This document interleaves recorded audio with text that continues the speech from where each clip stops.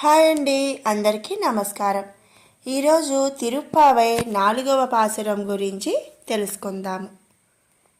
ஆழிமலை கண்ணா ஒன்று நீ கைக்கரவேல் ஆழியுள் புக்கு முகந்து கொடு ஆத்தேரி ஊழி முதல்வன் உருவம் போல் மெய் கருத்து பாலியந்தோளுடை பற்பனாவன் கையுள் ஆழி போல் மின்னி வலம்புரி போல் நின்றதிரிந்து தாளாதே சாரங்க முதைத்த சரமலை போல் வாழ புலகனில் பெய்திடாய் நாங்களும் మార్గళి నీరాడ మగిలిందేలో రెంబావాయ్.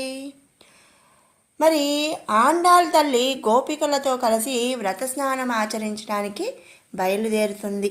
మరి అందరూ కూడా స్నానం చేయాలంటే మరి మంచినీరు ఉండాలి కదా. దేవతలు ఏ భగవంతుని అయితే ప్రార్థిస్తారో మనం కూడా ఆ భగవంతుడికి ప్రార్థిస్తే అదే దేవతలు మనల్ని కూడా అనుగ్రహిస్తారు. ఇక్కడ గోదాదేవి మహాభక్తురాలు. ఈ పాసురంలో గోదాదేవి వరుణదేవుణ్ణి ఆజ్ఞాపిస్తుంది, ప్రార్థిస్తుంది. మరి ఏమని ప్రార్థిస్తుంది అంటే, గంభీరమైన స్వభావం కలిగిన ఆలిమలై కన్నా అంటే, ఓ వరుణదేవా, ఓ మేఘమా, వానదేవుడా, ఓ పర్జన్యదేవా, మా మీద దయతో రావయ్యా అని చెప్పి ఆ వరుణదేవుణ్ణి గోదాదేవి ప్రార్థిస్తుంది. ఎప్పుడు కంటే ఎక్కువ మాకు వర్షాలు కురిపించు. వర్షాలు కురిపిస్తున్నప్పుడు చెరువులు, కాలువలు, నదులు, సముద్రాలు అన్నీ కూడా నిండుతాయి. అప్పుడు ఆనందంగా అందరూ స్నానం చేయవచ్చు అని చెప్పి గోదాదేవి ప్రార్థిస్తుంది. పరమాత్ముని అనుగ్రహం వల్ల నీకు ఒక మంచితనం ఉంది. ఏమిటది? నీకు అన్నీ సమానమే, అందరూ సమానమే. నువ్వు చెరువులోనే కురుస్తావు, మురికి కాలువలో కూడా కురుస్తావు, మరి జంతువుల మీద కురుస్తావు, చెట్ల మీద, పుట్ల మీద కూడా కురుస్తావు. అలాగే భక్తుల మీద, రాజు మీద, అందరి మీద కూడా వానవి కురుస్తావు. నీకు అలాంటి తేడా ఏమీ లేవు. నీకు అందరూ ఒకటే, అందరూ సమానమే అని చెప్పి గోదాదేవి చెప్తుంది. మరి ఇంకా ఏమని ప్రార్థిస్తుందంటే, ఒండ్రు నీ కైకరవేల్ అంటే చేతులు ముడుచుకొని కూర్చోవద్దు, నీ యొక్క గొప్పతనం చూపించు అని చెప్పి గోదాదేవి చెప్తుంది. దాంతోపాటుగా అలియుల్ పుక్కు ముగందు కొడి ఆర్తేరి అంటే సముద్రంలో మధ్యలో లోతుగా ఉన్న చోట ఎక్కువ నీరు ఉంటుంది. మరి అంతే కదా, లోతు ఉన్నప్పుడు అది కూడా వాటర్తో మరి ఫిల్ అయినప్పుడు మరి అక్కడ లోతు ఉన్నప్పుడు నీరు అనేది ఎక్కువగా ఉంటుంది. ఆ నీరంతా కూడా తృప్తిగా కడుపు నిండా తాగేసి మీదకెళ్ళిపో ఆకాశంలోకి. ఎలా వెళ్తావు? నీరంతా తాగిన తర్వాత చాలా బరువుగా ఉంటావు కదా, మరి మెల్లిగా వెళ్ళాలి.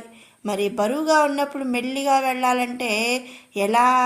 గర్భిణీ స్త్రీ ఒక మేడ మెట్లు ఎక్కినప్పుడు ఎంత జాగ్రత్తగా ఎక్కుతుందో నువ్వు కూడా మరి సముద్రంలో నీరంతా తాగేసి అలా ఆకాశంపైకి వెళ్ళు అని చెప్పి వరుణదేవుణ్ణి ప్రార్థిస్తుంది.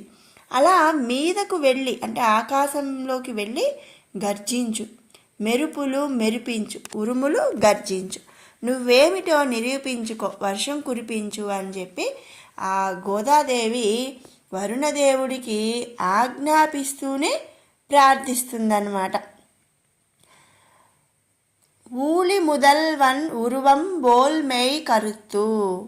మనకు తెలుస్తాయి కదా, మేఘాలు చూస్తే నీటి మేఘాల, మామూలు మేఘాల అని మనకు తెలుస్తుంటాయి. మరి మామూలు మేఘాలు అయితే తెల్లగా సాధారణంగా అంటే నార్మల్గా ఉంటాయన్నమాట. కానీ నీటితో ఉన్న మేఘాలు అయితే నల్లగా మరి బూడిద రంగులో అట్లా ఉంటాయి. అలాగే బరువుగా మెల్లగా కదులుతూ ఉంటాయి అన్నమాట.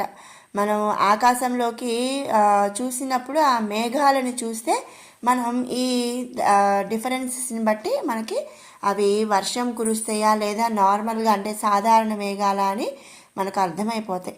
మరి పరమాత్మ శరీరంలాగా మేఘాలు కూడా నల్లపడాలి, అప్పుడే మనకి వర్షం కురుస్తుందని చెప్పి అర్థం అన్నమాట. పాలియన్ దోలుడై పర్పనాభన్ కయుల్ పరమాత్మ కుడి చేతిలో విష్ణు చక్రం ఏ విధంగా అయితే మెరుస్తూ ఉంటుందో నీ మెరుపుల కాంతి కూడా అలా ఉండాలి అని చెప్పి గోదాదేవి వరుణదేవుడితో చెప్తుంది. ఆ పరమాత్మ ఎలా ఉంటాడట? విశాలమైన సుందరమైన బాహువులు కలిగి ఉంటాడంట. ఆయన యొక్క విశాలమైన బాహువుల్లాగా నువ్వు కూడా విశాలంగా దేశమంతా కూడా వర్షం కురిపించు. కృష్ణుడి యొక్క రంగులాగా నీలంగా మారిపో. మరి మేఘానికి మెరుపులు గర్జన సహజం, కానీ గోపికలు అవి కూడా కృష్ణుడితో పోలుస్తున్నారు ఇక్కడ. మరి వాళ్ళ యొక్క అనుభవం అంతా కూడా కృష్ణుడే. మరి ఏది చూసినా దేన్ని పోల్చినా కృష్ణుడితోనే పోలుస్తున్నారు. మరి కూర్చుంటే కృష్ణుడు, నిల్చుంటే కృష్ణుడు, తింటే కృష్ణుడు, పడుకుంటే కృష్ణుడు, అంతా కూడా కృష్ణమయం అన్నమాట. ఆ గోపికలకి మరొక ఆలోచన అనేది ఉండదు. ఇక అంతా కూడా వాళ్ళకి కృష్ణమయమే అని చెప్పి ఇక్కడ గోదాదేవి చెప్తుంది. ఆలిపోల్ మిన్ని వలంబురిపోల్ నిన్రదివిరిందు తాళాదే సారంగ ముదైத்த శరమలై పోల్ వాళ పులగనిల్ పెய்திடாய் நாங்களும் మార్గళి నీరాడ మగిలిందేలో రెంబావాయ్. అంటే మరి ఎట్లా అయితే ఆయన ఎడమ చేతిలో శంఖం గర్జించినట్లు నువ్వు ఉరుములతో అలా గర్జించు అని చెప్పి చెప్తుంది.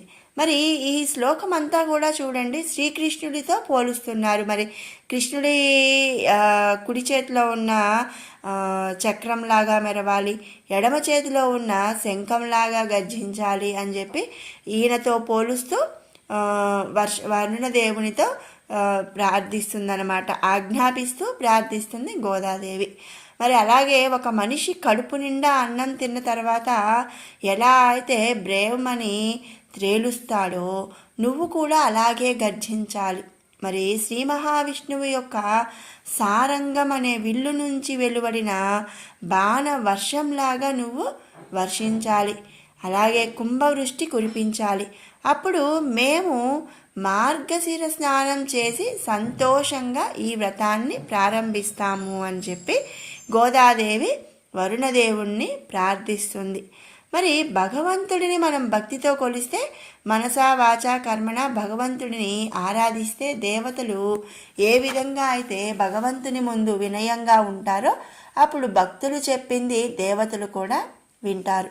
మరి భక్తుల ఆజ్ఞల్ని కూడా పాటిస్తారన్నమాట. అలా గోదాదేవి అంత భక్తురాలు కాబట్టే వానదేవుణ్ణి ఆజ్ఞాపిస్తుంది, ఒక విధంగా అర్థిస్తుంది, అంటే కోరుకుంటుంది. మనం భగవంతుడిని మేఘం రంగులా భావించకూడదు, మేఘాన్ని భగవంతుడి రంగుతో పోల్చాలి.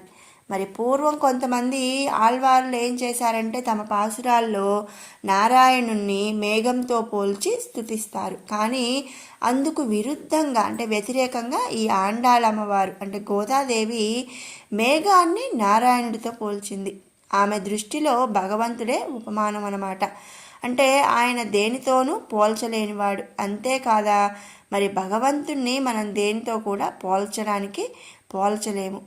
ఈ పాసురంలో గురువు యొక్క స్వరూపాన్ని, గుణాన్ని మనకి గోదాదేవి చెప్తుంది. ఇక ఇప్పుడు మేఘానికి గురువుకి గల పోలికలు మనం ఇప్పుడు చూద్దాం. మేఘం సముద్రంలో ఉన్న ఉప్పు నీళ్లు తాగుతుంది, మనకు మంచి నీటిని వర్షిస్తుంది. అలాగే సద్గురువు కూడా కష్టమైనటువంటి వేదం యొక్క అర్థాన్ని సులభంగా చేసి మనకు వినిపిస్తాడనమాట.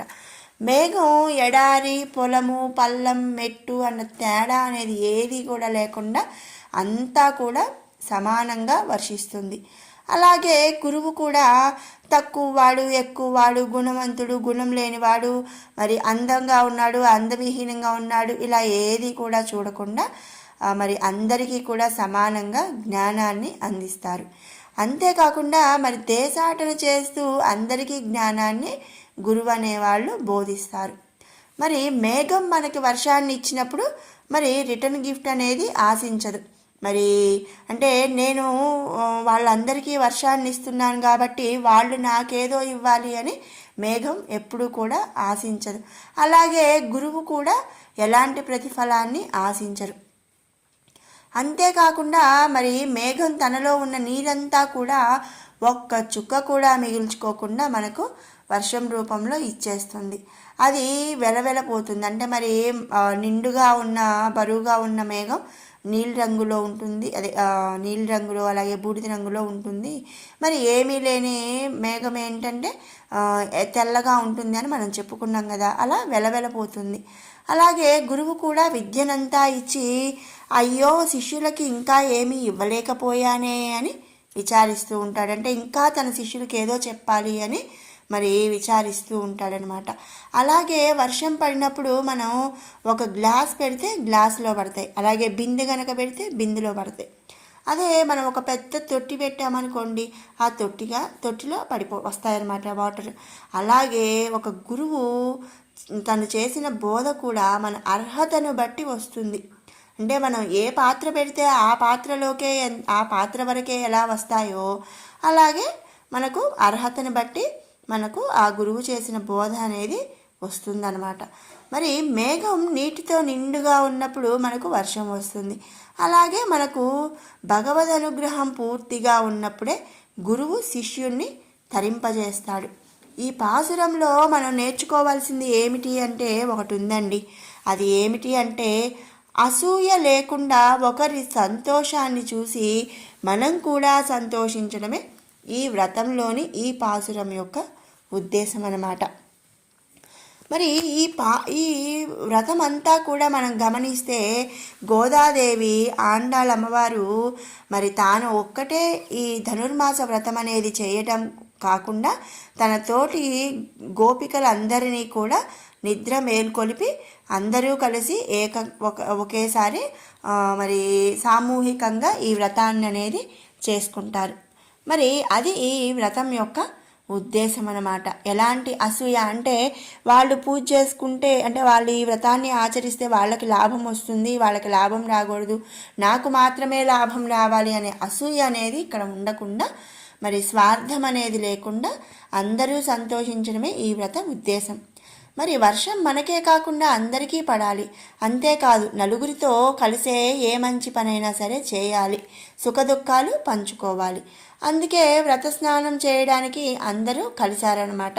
మరి మొదట్లో గోదాదేవి ఈ వ్రతం చేస్తానంటే ఊరి పెద్దలు అంగీకరించలేదు. కానీ తర్వాత భగవంతుని అనుగ్రహం వల్ల పెద్దవాళ్ళు అంగీకరించినందువల్ల గోదాదేవి మిగిలిన గోపికలు ఈ వ్రతం చేయడానికి మరి సిద్ధపడ్డారు. భగవంతుని అనుగ్రహం ఉంటే ఏదైనా జరుగుతుంది. అందుకే భగవతత్వం 5 విధాలుగా ఉంటుందని చెప్తారనమాట. మరి తిరుప్పావై మొదటి పాసురం నారాయణుడి యొక్క పరతత్వాన్ని బోధించడం, రెండవ పాసురం వాసుదేవుడి యొక్క వ్యూహతత్వాన్ని బోధించింది. మరి మూడవ పాసురం మరి వామనావతారం యొక్క విశిష్టతను చెప్పింది. ఇక 4వ పాసురం అంతర్యామి తత్వాన్ని, మరి శ్రీ మహావిష్ణువు యొక్క చిహ్నాలైన శంఖం, చక్రం, ధనుస్సు వీటన్నిటినీ కూడా ఆండాళ్ తల్లి ఆవాహన చేస్తుందన్నమాట. అలాగే రేపటి 5వ పాసురంలో అర్చామూర్తి తత్వాన్ని కూడా ఈ గోదాదేవి తెలియజేస్తుంది. మరి విన్నాము కదండి 4వ పాసురం, తిరుప్పావై 4వ పాసురం, దాని పూర్తి వివరణ అనేది. మీకు ఈ వీడియో నచ్చినట్టయితే లైక్ చేయండి, షేర్ చేయండి, అలాగే మరిన్ని అప్డేట్స్ కోసం మన ఛానల్ని సబ్స్క్రైబ్ చేసుకోండి. Thanks for watching.